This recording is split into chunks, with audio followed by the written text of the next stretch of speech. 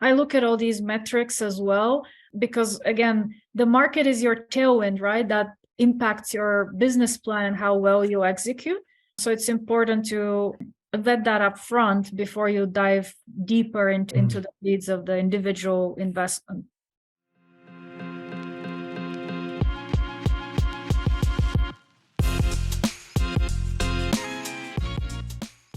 What's going on, guys? Welcome back to another episode of The Real Deal Podcast. Today, we have a special guest on the show. Her name is Vessi Kapoulian. Welcome to the show, Vessi. How are you doing today? I'm doing great. Thank you, Austin, and thank you, Aman, for having me on today. It's a pleasure to be here. Thank you. Awesome. All right, let's get started. Can you tell us a little bit about your story? How did you get into real estate? Yes, happy to share that. I guess you could argue that the seed of real estate was planted in me many, many moons ago when I was still in Bulgaria, growing up behind the Iron Curtain. And for many people at the time, the concept of investing naturally translated into hard assets. For most people, that meant real estate, precious metals, and whatnot. So it wasn't really until I came to the US 20, 25 years ago and that I discovered the stock market, but didn't really quite warm up to it. It felt very much like a big gambling or casino operation. So that seed finally germinated, the real estate seed finally germinated in 2017 when I bought my first investment property out of state. I currently live and work in Los Angeles, California. My goals at the time were really as a way to build a retirement nest egg, diversify away from the stock market and find a cash flowing asset. And that was going well. So that led me to purchase a second property. And these are all in the residential space until the light bulb went on. And I thought, well, I could probably scale this further. But for me to do that, I'll have to buy a lot of single family homes or a lot of duplexes and triplexes. And so that naturally led to me expanding into the multifamily space. I made that transition about a year or so ago. Decided to focus on the Florida market for deal sourcing, and as far as skill set, focus on underwriting, not only for my own deals, but as a way to add value to others. And looking forward to continuing that journey and growing into the multifamily space. And how did you get into your first multifamily deal? It was a lot of hustle, and that's why I said it's very important to focus. First of all, find a community of like-minded individuals. I joined a mastermind. You don't have to join one, but for me, it was important for a number of reasons. One, to get a more structured educational content via coursework. Two, accountability via access to a mentor or coach. And three, access to a network of like-minded individuals who are motivated to do deals and who you can potentially partner with. Once you're in that environment, I always advise people to focus on the market, especially if you're going to be underwriting, that will be key. And then focus on a skill set, whether that's attracting capital, whether that's acquisitions, which is finding and underwriting the deal, or whether that's asset management. Focus on a skill set because focus is power. And so in my case, I focused on the Florida market and I focused on underwriting. So my first and second deal came almost around the same time. By the time they came around, I had underwritten nearly 200 deals. So there was a lot of hustle, a lot of persistence, but it's helpful because over time, the more deals you do, and that's where the power of focus comes into play. The more deals you do, the better you learn your market, and if the right deal comes along. At some point, you don't even have to go through the full underwrite to know, this is a good deal and the numbers will work. So that's how I got the first deal that I sourced. It's a small 11 unit in Tampa.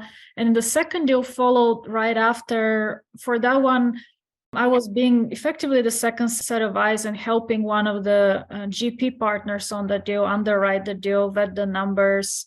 And it looked great. And that's when I was asked, well, would you consider joining, maybe raising a little bit of capital and helping during the diligence? So I gladly accepted that invite because I knew the team and the operators. The market was very strong. And of course, the deal itself checked out. So even though it was outside of my core market, I jumped in because everything else made sense. Mm. And you talk about underwriting a lot. Like, what is underwriting? Why we need to do underwriting? What's the purpose of it? It's really, it's an art and a science is what I like to tell people. It really is a way to not only evaluate the deal, but also project out, craft the business plan and figure out, does this investment make sense for me and my investor base based on our investment criteria? And I say it's an art and science because there are certain rules that everyone follows that are typically built into various models that are out there in the market. That's the scientific part of it. Certain principles, right, that you don't deviate from. But the art of it comes into the judgment. There's a lot of judgment piece that you need to exercise, which comes with experience. And again, I bring up knowing the market that comes into play, and that could really impact, right, what the outcome is, because you can put anything into a model and get beautiful returns, but are these realistic expectations? That's where the combination of art and science comes in. So can you walk us a little deeper into the processes of underwriting? What do you look at? What metrics do you look at? And how do you know what your metrics are correct? So I like to keep it to 5 key principles, and I'll go rather quickly through them, and then we can dive into each one if you'd like. First, I start with the market and the sub-market, because there are a lot of things you can do to a property, but you cannot necessarily lift and shift it to a different location. And so typically when I start underwriting, I already have my core markets defined. And again, for me, these are Tampa, Orlando, and Jacksonville. So I'm already aware of the macro trends. But even within those markets, there are sub-markets or pockets that could make a big difference on how your business plan pans out. So a few other metrics or key performance indicators I look at is, one is the crime rate. Personally, I stay away from Class D properties in D areas. There are investors who take on those. That's just not me and my investor base. So crime rate is 1. Median household income is 2. Why does that matter? Because for the most part, it defines the ceiling or the cap on how much rent you can charge within that certain pocket, right? Unless you completely change the demographic, which is, again, not very realistic, alongside with that poverty rate. And just initially, I do like a virtual drive through the area just to get a feel of, are there major retailers around? What does the area look like? Once you dig deeper, then there's a little bit more research you do with your boots on the ground. But for that preliminary underwrite, I look at those metrics. Once that checks out, then the next point is your top line or your rents. Where are current rents and where are they projected to grow? In the past couple of years, we saw unprecedented rent growth. The market is adjusting, and in some cases, rents are even declining. Not year over year yet, we're not seeing that, but quarter over quarter they are. So that's something to take into consideration as you project out the future revenue stream. And alongside with that, when you're looking at the top line, is the vacancy factor as well, the economic and the physical vacancy. Again, the past couple of years were unusual. So as you project out, you need to factor a more normalized level. On the expense side, that's item number 3. I look at each line item, but your 3 key expenses that will make a big difference are your taxes, your insurance, especially in my market, insurance, and then your labor, which is your property management fee or potentially payroll. So normalizing those as well is important, so you don't get any surprises before closing. Number 4 is your cap rate, your entry cap rate and your exit cap rate, and which has a multiplier effect on your valuation. Yeah. So making sure that your entry cap rate is where the market is, not necessarily what you're purchasing at, and then factoring in an increase down the road should the market not turn the way you expected it to. So we said market, revenue, expense, cap rate. Number 5 is your debt terms. Your debt is your biggest partner, typically bringing in anywhere from 50 to 75% of the capital. In the marketplace, it's around 50. So your debt cost, right? The debt terms do impact your deal. And last but not least, I guess number 6 would be reserves, making sure you capture those appropriately. Part for CapEx. Costs have been rising, although they're starting to normalize, but you want to make sure you have enough buffer so there are no surprises there. And then making sure you have an adequate operating reserves just to plan for a rainy day if it comes along. So those are the 6 factors. I guess I said 5, but it's actually 6 that I look at to do my preliminary underwrite. You mentioned about the cap rates, exit cap rate and entry cap rate. So entry cap rate, I understand how much income we are making, what is the NOI, we can find out that. But how do you determine the exit cap rate? It's an excellent question. And the reality is nobody has a crystal ball.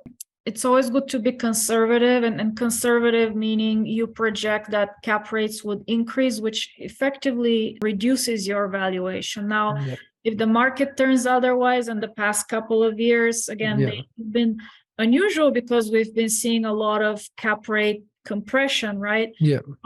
Now, even though cap rates are not necessarily correlated to interest rates, they are impacted by interest rates, which rose rapidly over the course of the last 9 months or so.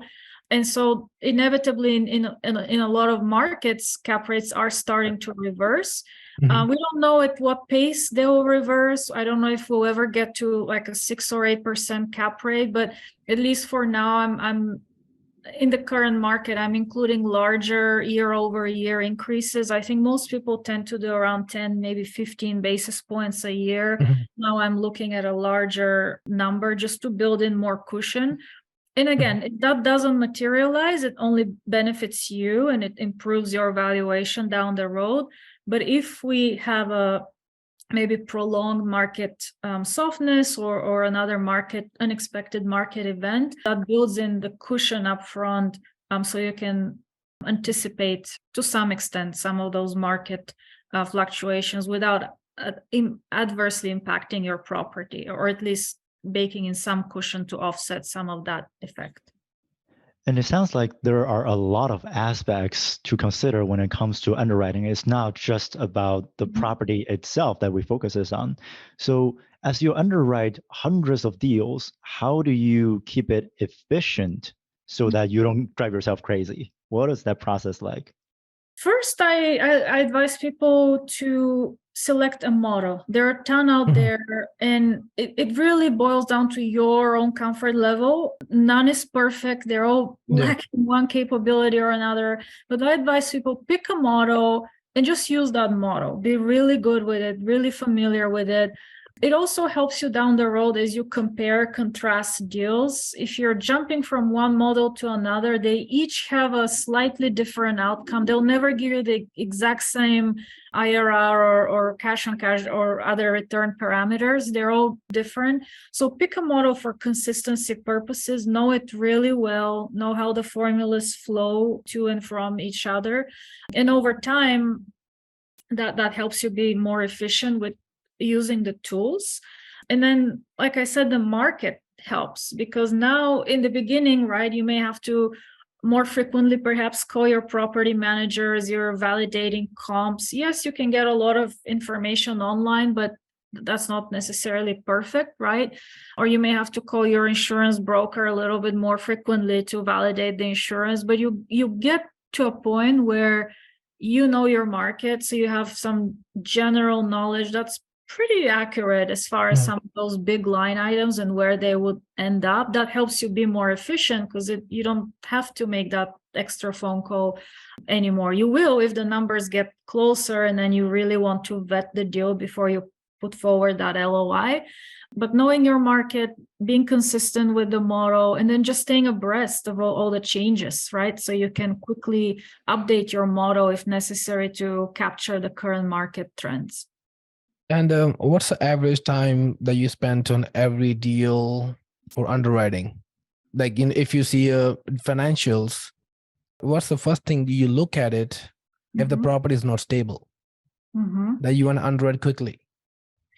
Yes, so a lot of that comes with reps. So in the beginning, it was taking me a little bit longer to go through the process. But the more deals you underwrite, the faster you become. So now for a preliminary underwrite, it probably takes me about half an hour, sometimes even less.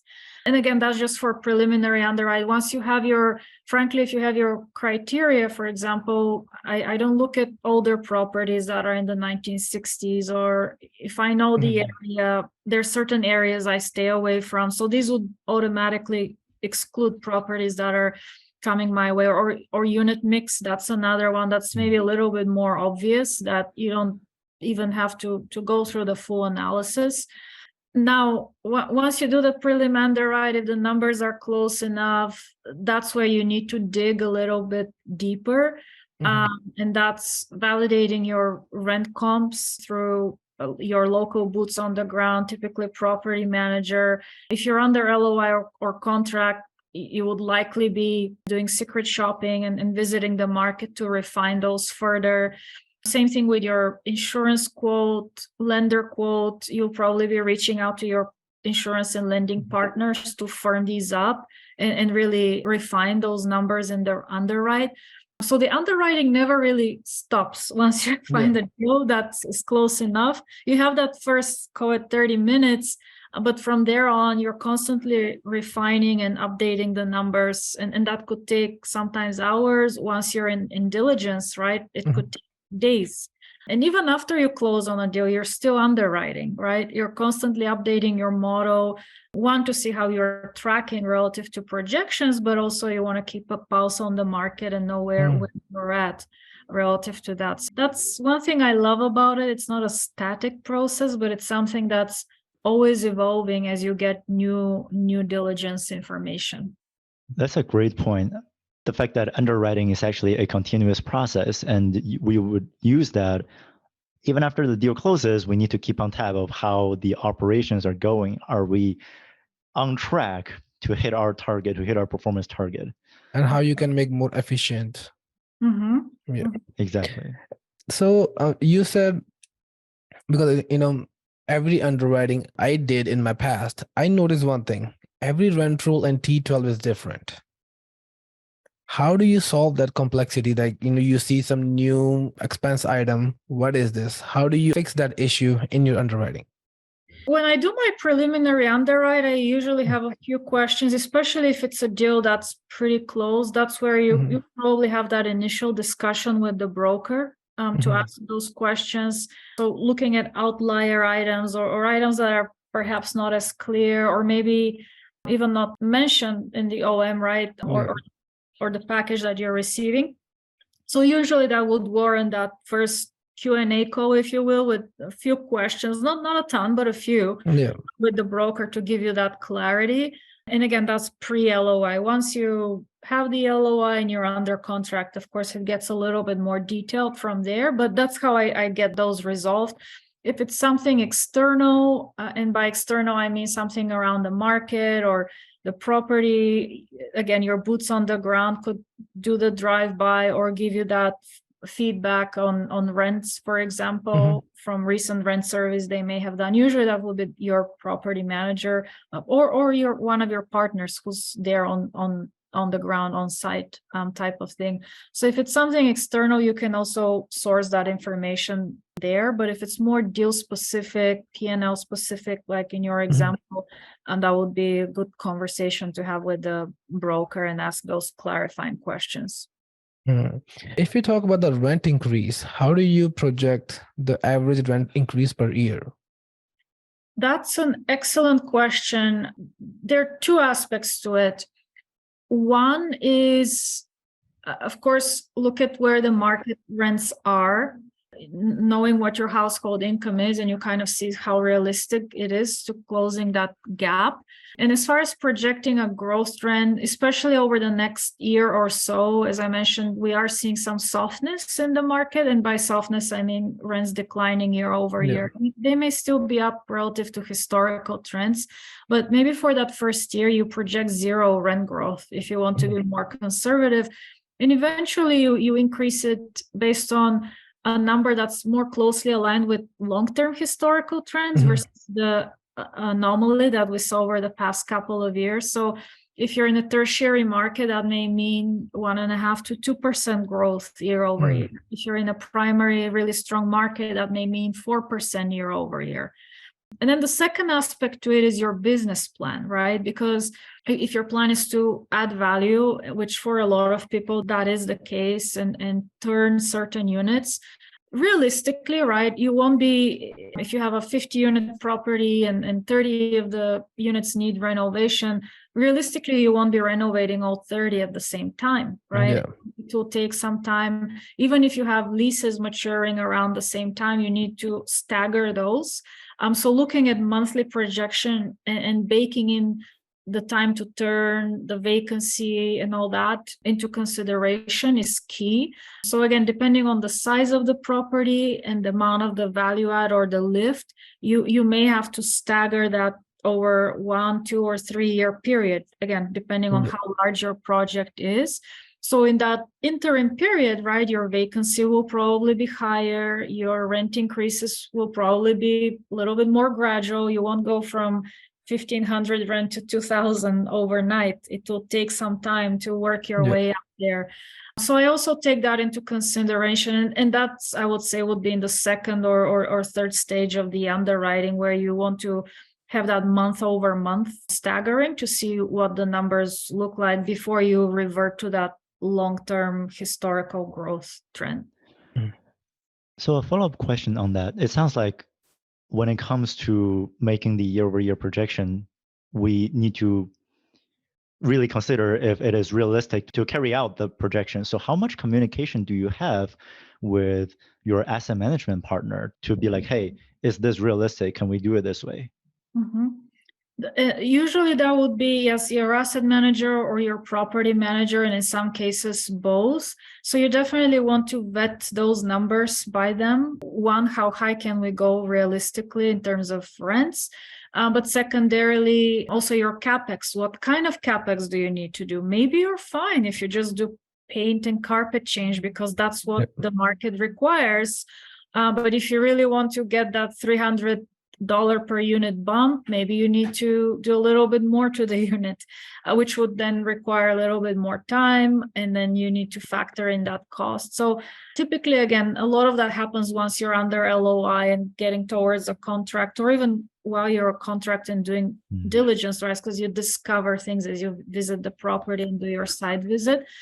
So those discussions are ongoing once you find a deal that the numbers work. Got it. And when you talk about upgrading the units, like, renovating and all these things, bringing up to the market, do you upgrade all the units or you keep some of them for the next buyer? Excellent question. Again, a lot of that would depend on the market, right? In some cases, for example, for both of our properties, there's very limited supply currently in the sub-pocket where we are in. So in many cases, we've been able to renew the leases at a higher lease rate without even doing a heavy lift to those units. Tenants are simply accepting the rate increase because that's where the market is. Two, there's really nowhere else they can go given the limited supply. In other cases, again, depending on the market, for the properties we're currently in, those are not very heavy lift. And part of that is predicated on my own investment criteria because I'm currently focused on stable value adds. So certainly you don't want to go renovate all of a sudden 10 units and you end up with a large vacancy, right? Because the most expensive unit is your vacant unit. So you definitely want to stagger and manage against that.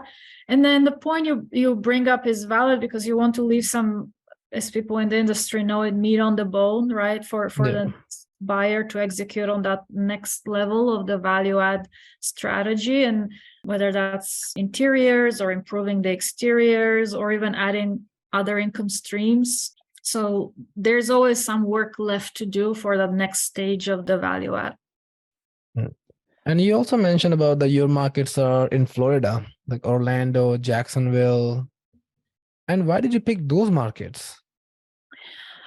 For me, it was a simple reason. One, I already had some presence there through my residential portfolio. I already had a network of people. Now that network has grown and expanded over time, but I was already in that market and had some familiarity. Also, if God forbid I need to relocate to Florida, I want to be in a nice warm place or potentially retire there. So that was also a factor. So that's a little bit more personal, not necessarily scientific in any way. But that's how it was. I was my other market was Tennessee, so I probably could have gone either way, but I think it's important to just pick one and stay focused. And that's how I chose Florida. And of course, I didn't randomly choose Florida to begin with. The underlying fundamentals of the market as far as job growth, population growth, job diversity, quality of jobs, income growth. I look at all these metrics as well, because again, the market is your tailwind, right? That impacts your business plan and how well you execute. So it's important to vet that up front before you dive deeper into the weeds of the individual investment. So how are you keeping tab on the market? I know that underwriting is part of it. And as you keep on tab of the market, what are some of the macro trends that you're seeing right now? Yes, so it's just getting engaged, of course, doing a ton of reading, publications, that's part of it, forums, meetups, conferences, talking to investors, talking to my boots on the ground and my team, and like I said, underwriting property. So there's a number of resources. Some are publicly available, like the forums and meetups, and others are more one-on-one conversations that I have with my team. What am I seeing specifically for my market? One of the biggest topics right now is insurance. And I think in Florida and Texas, they tend to have pretty high insurance per door, but Hurricane Ian made that even more challenging. And before you could get a quote and feel somewhat safe that will be the rate you're going to get at the closing table, but the insurance costs are evolving pretty rapidly. So once you have a deal under contract, you probably want to check with your broker a few times, because it's not uncommon for that insurance quote to change up until closing day right now. And unfortunately, that's usually up. And again, you don't want to have that $100 or $200 per door surprise at the 11th hour, because that can significantly impact your valuations. Taxes is another line item. So it will be interesting to see how or if the market will adjust, because we're seeing some moderation in valuations, but that's not how the tax assessor looks at the property. And specifically in my market, properties are reassessed annually. So you want to factor that major increase that you will likely get hit with within that first 12-month period. Maybe not in year one if you close, but the next calendar year you will, right? So you want to factor in that expense, and that's rapidly increasing, mostly because assessed values are increasing as a result of the higher valuations over the past couple of years. So those are a few, and of course, that's not specific to my market, but a lot of the challenges one of the challenges people are talking about is the debt terms, the debt cost. So you definitely need to run that sensitivity analysis and look at that very closely, because rates are rising. They'll likely continue to rise, at least in the short run, until the Fed gets a hold of inflation and tames it down. So that's something to be expected. And really, you should be underwriting for that up front and expect that fluctuation, and not necessarily sit and hope that your lending terms won't change.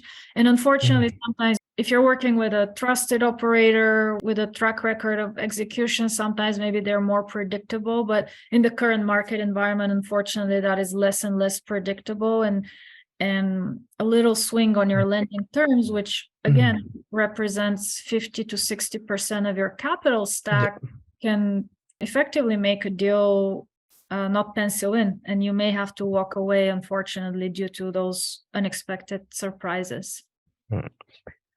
Wow, that's a lot of information today. And Vessi, before we wrap this up, if somebody wants to reach out to you, learn more about it and about you, where can they reach out to you? The easiest way to connect with me is through my site, dbacapitalgroup.com. D as in dream, B as in believe, A as in achieve. My contact information is there, phone, email, a link to my Calendly. And I also just released a book, The Busy Professional's Quick Guide to Investing in Multifamily. So happy to share that with the listeners of your podcast. It's now officially launched on my site, but if they email me and mention the podcast, I'm happy to share the direct link with them as well. And I'll make sure I mention your website and all the details. And if you recommend one book to anybody to read, either about mindset or about real estate, what can they read?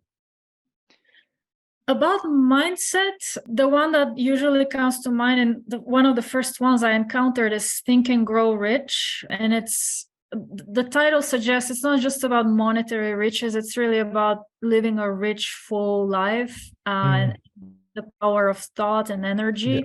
I reread that a couple of times just to charge myself up periodically.